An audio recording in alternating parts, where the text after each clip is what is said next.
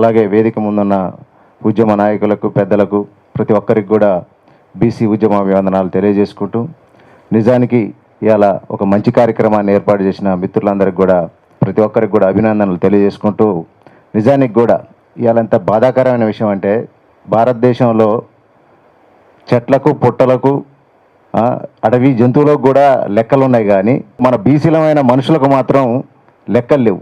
ఎందుకంటే మొదటి రోజు నుంచి కూడా వివక్ష, ఇది స్వాతంత్రం సాధించుకున్న దగ్గర నుంచి కూడా వివక్ష కొనసాగుతూనే ఉన్నది.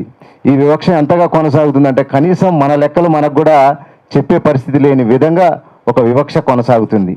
ముఖ్యంగా చూస్తే ఇవాళ ఎక్కడికి వెళ్ళినా కూడా అన్యాయం జరుగుతుంది, కానీ గొంతెత్తి ప్రశ్నిద్దామంటే ప్రశ్నించేటోడిని ఫస్ట్ తొక్కేస్తున్నారు. ఆ తొక్కేటోడు కూడా ఎవడంటే మనోనితోటే మనల్ని తొక్కించే ప్రయత్నం జరుగుతున్నది. ఆ కుట్రను కనిపెట్టాల్సిన అవసరం ఉన్నది. ముఖ్యంగా ఇవాళ చూసినట్టయితే క్యాస్ట్ సెన్సెస్ అనేది ఎంత ఇవాళ దారుణమైన విషయం అంటే కళ్ళ ముందు అన్యాయం జరుగుతున్నా కూడా ప్రశ్నించలేని గొంతు మూగబోతున్నాయి.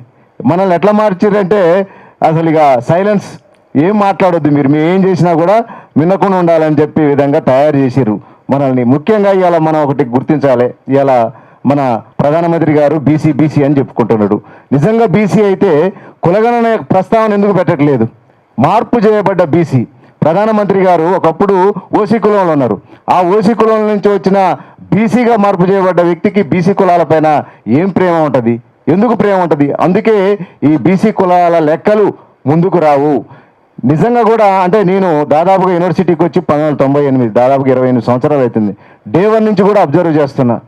ఎక్కడైతే నిజంగా ప్రశ్నించేవాడు ముందుకు వస్తే ఫస్ట్ వాడే టార్గెట్ అవుతుండు. ప్రశ్నించే గొంతుకులు ముందుకు వస్తే వాళ్ళే టార్గెట్ అవుతారు.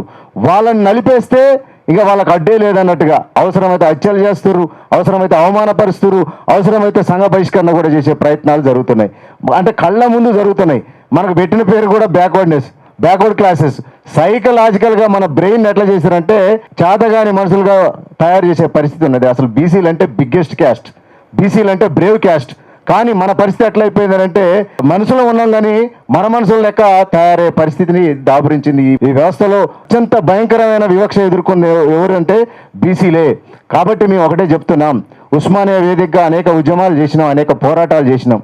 మాకంటే వెనకొచ్చిన వాళ్ళు అంటే వాళ్ళ యొక్క శక్తియుక్తి గురించి కాదు, అంటే వాళ్ళకున్న డబ్బు, ధనం అన్నిటి ముందు మాలాంటి ఉద్యమకారులను ఓడిపోయే పరిస్థితి వచ్చింది. ఎందుకంటే ముందుకు పోలేని పరిస్థితి బీసీలం కాబట్టి ఒకటే చెప్పదలుచుకున్నాం, మీరు చేయబోయే పోరాటాలు ఢిల్లీ వేదికగా మార్చండి, ఢిల్లీ కేంద్రంగా మార్చండి. ఎందుకంటే నిజంగా కూడా దేశంలో ఎక్కడ లేని చైతన్యం తెలంగాణ గడ్డకుంది.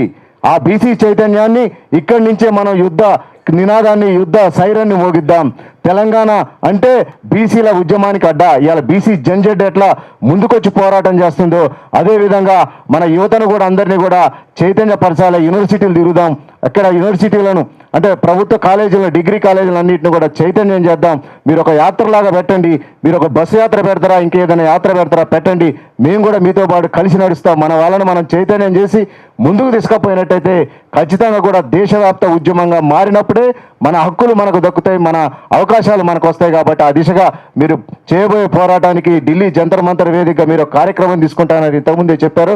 ఆ కార్యక్రమం తీసుకోండి. ఆ కార్యక్రమానికి మనందరం కూడా కలిసికట్టుగా యుద్ధక్షేత్రంలో నిలబడి పోరాటం చేద్దామని చెప్పి తెలియజేసుకుంటూ నాకు అవకాశం ఇచ్చిన పెద్దలకు ధన్యవాదాలు చెప్పుకుంటూ జై బీసీ.